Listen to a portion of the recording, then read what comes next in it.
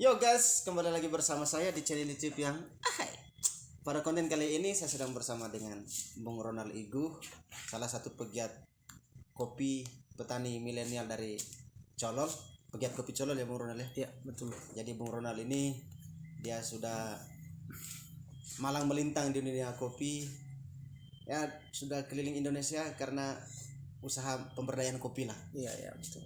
Apa kabar Bung Ronald? Puji Tuhan baik Bang itu. Itu pertanyaan pertama basa-basi sebenarnya.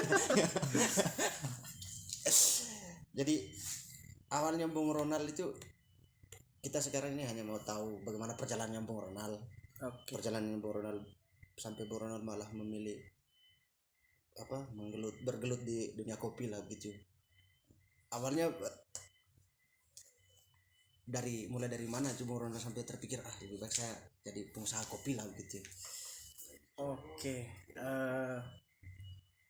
Kalau ditanya soal sejarah awal kenapa saya malah terjun ke dunia kopi, itu awalnya memang saya istilahnya tidak terlalu suka kopi ya Om Ito. Saya cuma peminum kopi karena memang tradisi di Colol itu semenjak saya lahir lah kopi itu sudah lebih dulu ada daripada saya.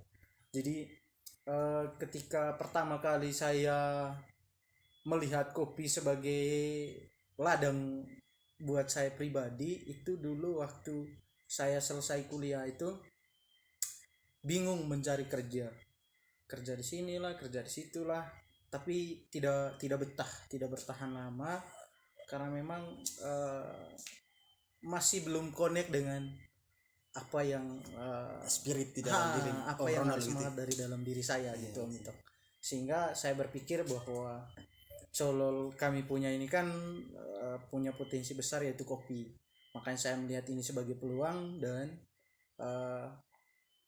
saya banting setir untuk kembali melihat potensi yang ada ini.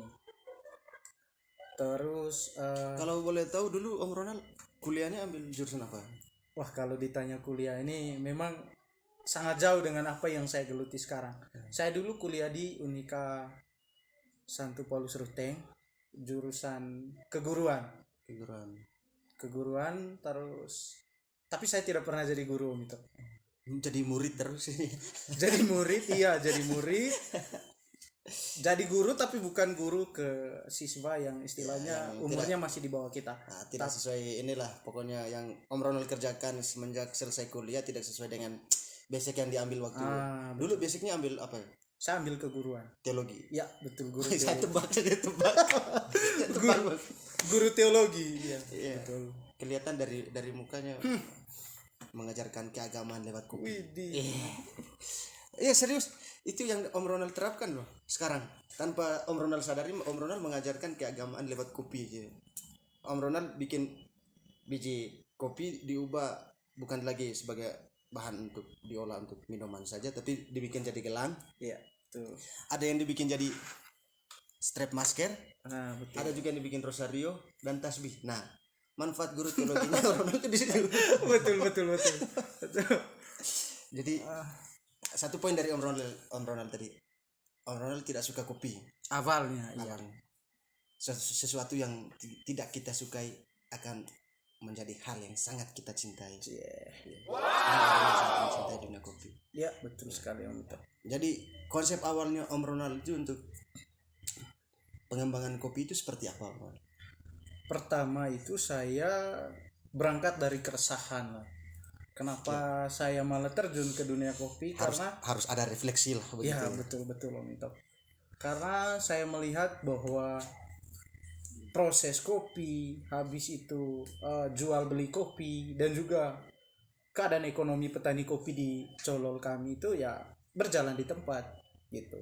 Sehingga dengan hadirnya kita yang kaum milenial ini, kaum milenial membawa konsep, ilmu pengetahuan dan segala macam yang kita punya, jadi saya mencoba menerapkan itu ke dalam kopi gitu. Awalnya saya datang sebagai satu lembaga yang memberikan pendampingan terhadap masyarakat petani kopi. Kami mengajarkan bagaimana petani kopi memproses kopi itu dengan benar sehingga nanti harganya bisa berubah gitu. Setelah berangkat dari situ, saya melihat bahwa pengaruh dari program kami itu minim. Karena memang kami hanya sekedar berbicara gitu. Jadi saya kembali ke Colol dan mulai berbuat sesuatu dengan kopi gitu. Saya proses kopi itu menjadi kopi yang specialty. Dari situlah ada perubahan harga. Nah, ketika saya terjun ke dunia bisnis kopi, di situ baru saya menyadari bahwa ternyata kopi bisa menghidupkan saya gitu. Nah, di saat pandemi kemarin ini, yang walaupun sampai hari ini Om Ito, penjualan kopi saya itu berkurang gitu. Makanya saya berpikir supaya tetap ada penghasilan setiap hari, setiap bulan, saya melihat sisi lain dari kopi gitu. Saya mengajarkan masyarakat petani kopi bahwa menjual kopi itu tidak hanya dalam bentuk green bean atau kopi biji gitu. Bisa dalam bentuk bubuk ataupun bisa dalam bentuk produk-produk turunan lainnya. Seperti tadi yang kita bahas di awal itu Om Ito, bahwa kopi itu bisa dijadikan pernak-pernik seperti ini, bisa juga dijadikan sebagai cemilan, itu seperti itu. Jadi saya betul-betul melihat kopi ini dari semua segi lah. Kira-kira apa yang kita bisa buat dari kopi? Kopi itu buat saya sudah menjadi separuh nyawa saya lah gitu. Karena di mana-mana saya berjalan ke sana kemari selalu ada kopi, ataupun selalu ada cerita tentang kopi. Bahkan selalu disuguhkan. Betul. Sehingga kopi sudah menjadi bagian dari dalam diri saya. Karena kopi pun juga bisa memberi kehidupan untuk saya. Gitu. Menghidupkan kopi dan kopi yang menghidupkan. Begitu. Sambil minum orang. Siap. Jadi dari semua yang Om Ronald bilang tadi tentang turunan kopi itu, produk turunan kopi itu ya, yang Om Ronald sudah bikin selain bikin kopi kopi tepung begitu, itu kan yang biasa kita bikin selama ini. Betul Om Ito. Nah, itu yang sudah biasa lazim lah, sudah biasa lah untuk masyarakat. Jadi produk turunan lain yang sudah Om Ronald bikin apa saja? Jadi seperti halnya seperti ini, jadi saya mengangkat kopi itu menjadi sesuatu hal yang bisa dibawa kemana-mana dan bisa dinikmati oleh semua kalangan, anak-anak, orang dewasa, orang tua, itu semua bisa menikmati kopi. Nah, awalnya saya juga melihat bahwa tidak semua orang itu minum kopi Om Ito. Makanya saya berpikir bahwa bagaimana caranya supaya semua orang itu bisa menikmati kopi walaupun dengan cara yang berbeda, dengan tanpa harus minum. Gitu Om Ito, benar. Sehingga saya mencoba menyulap lah biji kopi ini menjadi sesuatu yang lebih praktis lah, gitu. Bisa digunakan oleh semua orang gitu. Saya melihat bahwa sekarang itu kan anak-anak, orang dewasa pasti selalu pakai gelas, terus pernak-pernik yang lain. Terus saya juga mengubah kopi menjadi barang makanan. Pernah Om Ito dengar bahwa kopi itu tidak hanya sekedar diminum tapi bisa dimakan? Tidak pernah. Paling yang saya tahu itu ada permen dibikin dari kopi. Kopiko itu ya. Kopi susu. Saya menyulap kopi itu menjadi salah satu kue kering biji kopi namanya. Tadi saya tidak sempat bawa Om Ito karena memang tas saya sudah padat, apalagi kehujanan, takut jadinya kue basah lagi. Itu betul. Sehingga tadi saya tidak sempat bawa. Kami membentuk kue, bahan dasarnya salah satunya itu dari kopi. Jadi kue kering biji kopi. Bentuknya seperti kopi juga. Rasanya ada kopi-kopinya gitu. Jadi bahan yang paling dominan dari kue itu kopi gitu. Betul. Nah, uniknya Om Ito, awal saya menggeluti bidang produk-produk dari kopi ini, saya malah diolok atau diremehkan gitu. Ini kamu kok jadikan kopi seperti ini, maksud kamu apa gitu? Kasihan loh kopi ini dibikin kayak gini gitu. Orang lain bikin buat minum, kamu malah bikin. Mereka melihat sebelah mata lah dengan produk yang saya buat ini gitu. Ketika saya memasarkan ini dan lumayan lah untuk penambahan uang saku untuk isi pulsa, isi bensin dari hasil penjualan ini. Nah, dari segi penjualannya itu Om Ronald, apa sih perbedaannya penjualan kopi yang biasa saja yang orang jual, kopi asal-asalan yang bisa dibikin untuk kopi tepung, dengan produk yang Om Ronald bikin, dari produk turunan kopi itu yang Om Ronald bikin, ada tidak harganya mungkin yang melebihi dari harga biasa dari kopi biasa yang orang jual per kilo, per kuintal gitu? nah ini unik Om Ito, perlu kita bahas ini. Jadi yang namanya barang mentah, kalau kita jual dalam bentuk barang mentah ya emang harganya murah gitu. Tapi kalau kita ubah barang mentah ini menjadi barang jadi atau produk jadi dia harganya akan naik gitu. Sehingga saya melihat bahwa kita tidak hanya menjual barang mentah, tetapi bagaimana kita memoles ini menjadi sesuatu produk yang sudah siap atau sudah jadi, siap dipakai. Sehingga ini juga membantu mendongkrak harga lah. Dari harga ini kan bisa mencapai kesejahteraan petani gitu. Terus kalau boleh tahu nih, gelang kopi ini dari kopi apa ini? Arabica, Robusta? Oke, saya buat ini dari kopi Arabica. Terus Om Ito, kopinya bukan kopi sembarang juga, karena ketika kita roasting atau kita sangrai, itu kalau kopinya kopi rusak atau kopi jelek, pada saat kita proses bor dan lain-lain itu dia pasti akan rusak, pecah gitu. Jadi kopinya kita harus betul-betul memilih kopi yang paling baik kualitasnya, kita roasting dan jadi seperti ini. Terus kalau misalnya dijual per kilo gitu, kira harganya berapa? Jauh. Ini kita bicara tentang bisnisnya dulu. Jauh Om Ito, jauh. Pokoknya bayangkan Om Ito, satu gelang ini saja dia terdiri dari 30 sampai 40 biji kopi. Harga jualnya bisa 10.000 sampai 15.000. Baru 40 biji. Misalnya dalam 1 kilo kita bisa hitung dia bijinya berapa. Itu ratusan ribu lah gitu. Saya targetkan 500 biji Contoh 500 biji. Kalau kita jadikan gelang 500 biji itu dan satu gelangnya dijual 15.000, bayangkan Om Ito harganya sudah berapa? Kayak gitu. Jadi di situ orang bukan hanya membeli kopinya saja, tapi juga membeli kreativitas. Nilai kreativitasnya juga di situ dijual. Sebenarnya inilah contoh ada harganya yang begitu. Inilah contoh kita orang milenial, kaum milenial terjun ke dunia kopi, ya hasilnya pasti seperti ini. Ada kreativitas di dalamnya, ada inovasi, ada seni juga kayak gitu. Sambil makan Om Ronald. Siap. Ini produk dari UMKM Bandung Utama. Wih, mau saya kasih atau mau ambil sendiri ini? Wih, terlalu besar Om Ito. Ini namanya roti pisang. Oke. Ya, roti pisang. Dari Bandung Utama Group ya? Dari Bandung Utama Group. Jadi Bandung Utama Group itu dia memberdayakan UMKM lokal gitu. Wah, mantap. Itu kenapa salah satu alasannya kita mengundang Om Ronald, karena Om Ronald ini sedang bergiat di dunia kopi dan pemberdayaan petani kopi lokal. Ya, betul. Itu ya satu visi dan misi lah dengan satu visi dengan Bandung Utama gitu. Masih dalam circle yang sama.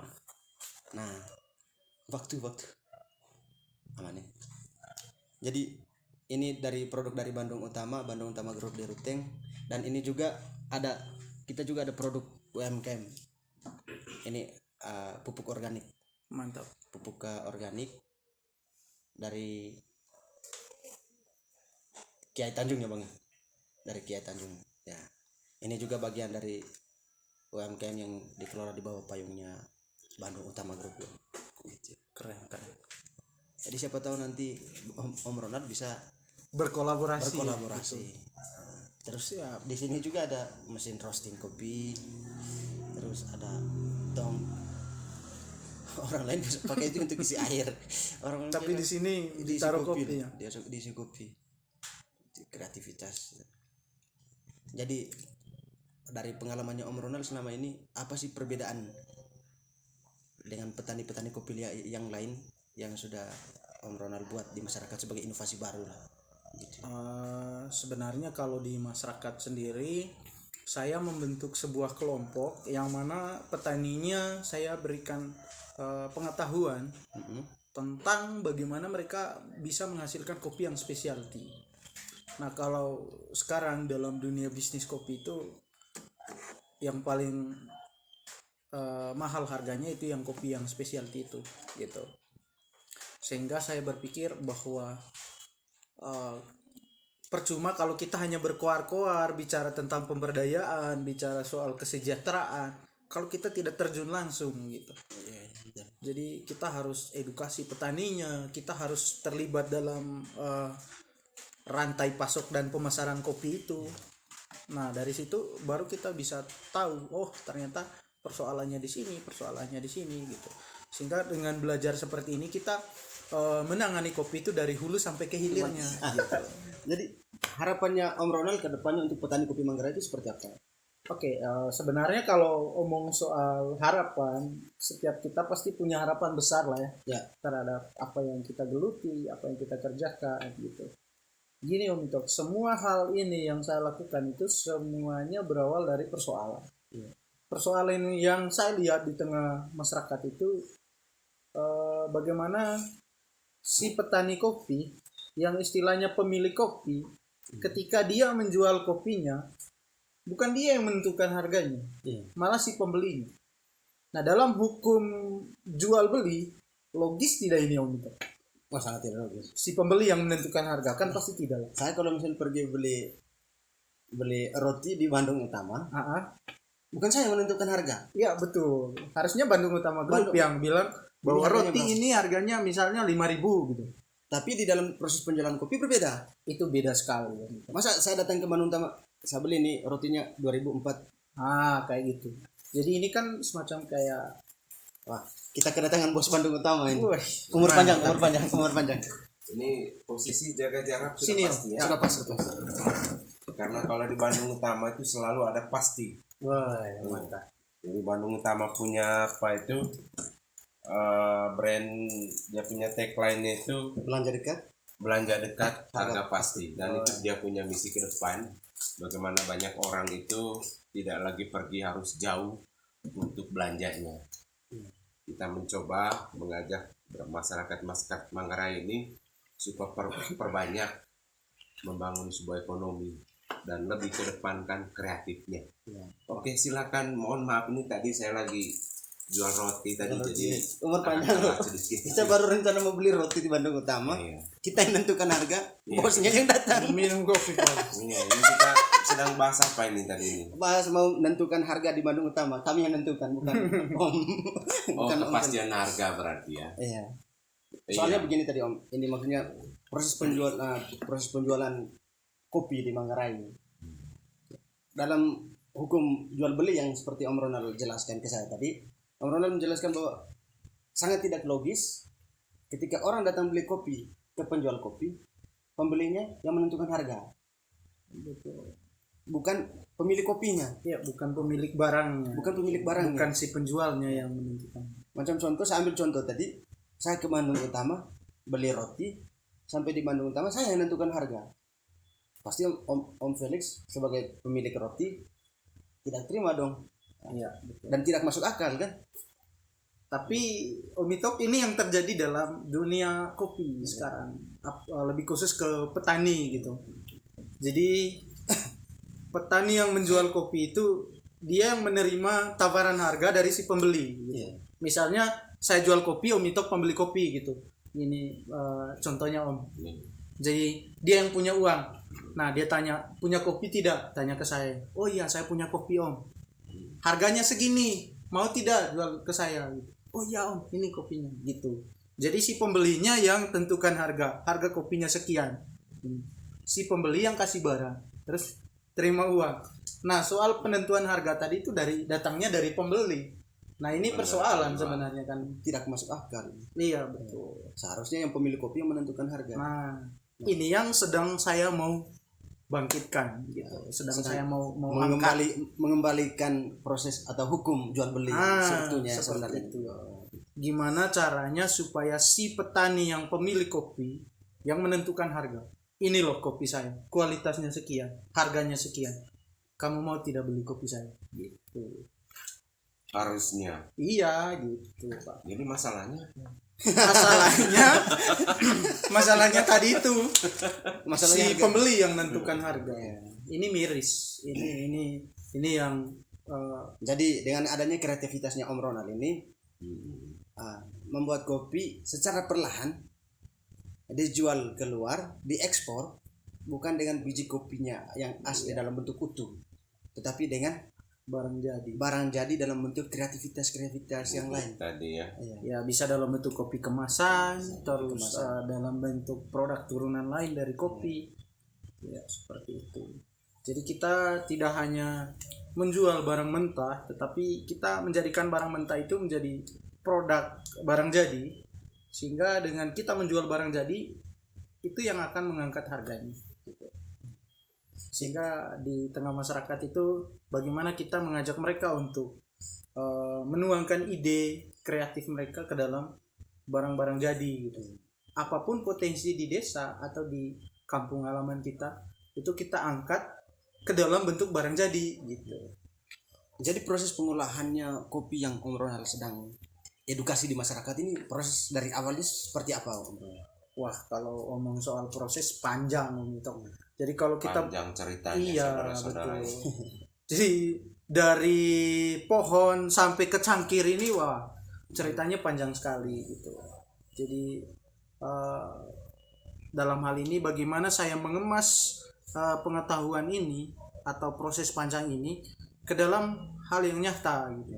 Karena kalau kita omong saja ke petani, kadang-kadang mereka cuma dengar oh iya gitu tanpa dibuat. Sehingga saya memberanikan diri lah Om Ito untuk bagaimana saya yang pertama membuatnya menjadi barang jadi gitu. Lalu saya tunjukkan ke mereka. Soalnya kalau petani kopi pada umumnya yang saya lihat selama ini, termasuk saya sendiri yang praktekkan tanam kopi, Petik kopi, jual kopi, giling, Jual kopi, jemur, bawa kopinya, pulang sudah jual kopinya, beli kopi saset. betul. Sebenarnya kalau mau ditelusuri ini masalah sebenarnya. Jadi masalah sudah. Iya. Ya itu masalah. masalahnya di situ. Ya, masalahnya di situ Om Ito. Mendingan seruput kopi dulu. Mantap.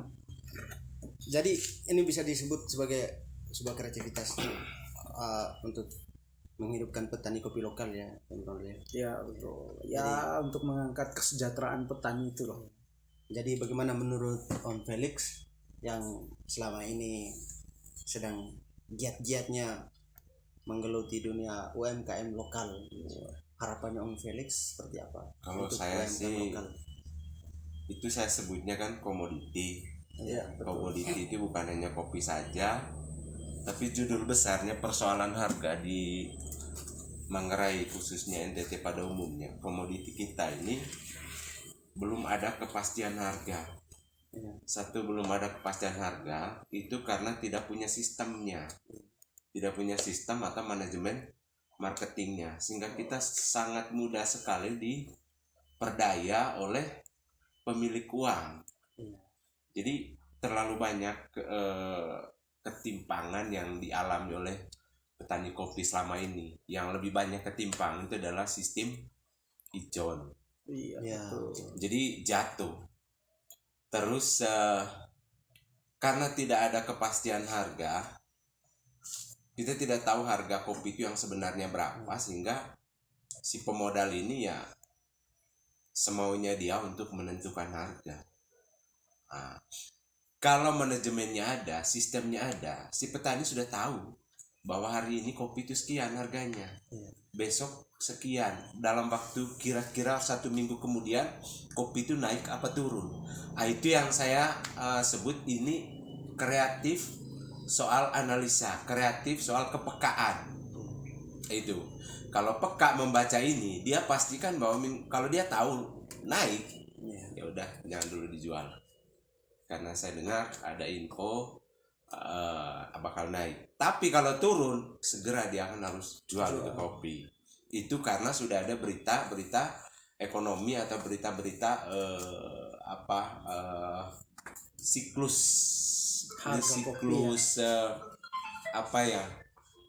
siklus cuaca, keadaan situasi itu yang dia akan berubah. Contoh ada penghambatan pengiriman atau pemasuk ekspedisi atau kargo itu kalau tersendat di ekspedisi otomatis dia akan antara naik atau turun. Nah itu. Jadi kalau mampu baca ini maka peluang petani untuk memaksimalkan dia punya penjualan itu besar.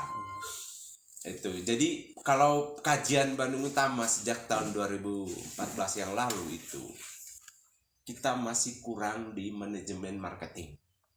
Itu sangat kecil sekali.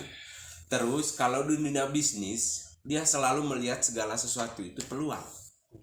Bahkan sampai kecelakaan sekalipun dia bukan bencana bilangnya, wah ini peluang. Dia selalu melihat segala sesuatu peluang. Jangankan kecelakaan, musuh sekalipun dia melihat itu sebagai peluang. Nah, itu bedanya pengusaha dengan pedagang. Jadi kalau pada umumnya orang melihat ini bencana, oh ini korban. Kalau pebisnis jarang dia menilai seperti itu. Contoh, tiba-tiba longsor di tengah jalan, bencana ini, bencana alam itu dampaknya sangat besar sekali. Contoh, begitu tahu bencana alam berarti pasokan BBM akan terhambat. Pasti dengan sendirinya naik langka. Indomie makan sembako pasti dengan sendirinya naik karena kelangkaan sembako itu. Nah, orang bisnis melihat itu sebagai peluang, dia manfaatin musibah itu menjadi keuntungan besar. Di situ bedanya. Ya, saya coba mengedukasi, mendamping beberapa UMKM itu bahwa kita tidak fokus pada kerja-kerja saja, tetapi juga perlu kepekaan, baca situasi kondisi yang ada di sekitar kita. Betul. Itu baru dia akan menjadi hebat. Ini yang disebut dengan revolusi mental. Nah, Revolusi mental itu dia. Jadi Revolusi mental. Revolusi mental. Nah, tadi kan sempat dengar bahwa kenapa sih kopi kita itu akhirnya nilainya sangat bukan dalam bentuk ini ya, sangat rendah menurut saya. Walaupun pada intinya sebut 20 sampai 30 ribu per kilo, tetap saja rendah menurut saya. Kenapa? Secara taste kopi kita istimewa. Istimewa. Kenapa saya bilang begitu? Karena kita tidak menjual dalam bentuk kemasan, barang jadi. Sekarang begini, mungkin dari 1 kilo kopi yang kita jual 30, mungkin bisa hasil 100 sampai 200 ribu. Nah, harapan saya bagaimana meminimalisir itu supaya kita produksi kopi sebanyak-banyaknya di sini. Ketika kita kirim keluar, itu sudah dalam bentuk kemasan dengan berbagai variasi, termasuk dia punya, saya belum lihat tadi dia punya. jadi Saya coba gelang itu. Ini ada gelang kopi. Jadi kalau misalnya Om Felix sedang jalan-jalan, pas di tengah jalan tidak ada. kayaknya yang besar ini. Tapi keren. Ini kopi ya. Ya, ini kan hal-hal yang luar biasa. Itu Nah, intinya dari kreatif itu kan nilai kopinya jadi tinggi dia. Iya. Ketika dibentuk dalam dalam bentuk lain. ya. Ya, seperti ini tadi. Gini Dia saja punya nilai jual perbandingannya. jadi tinggi.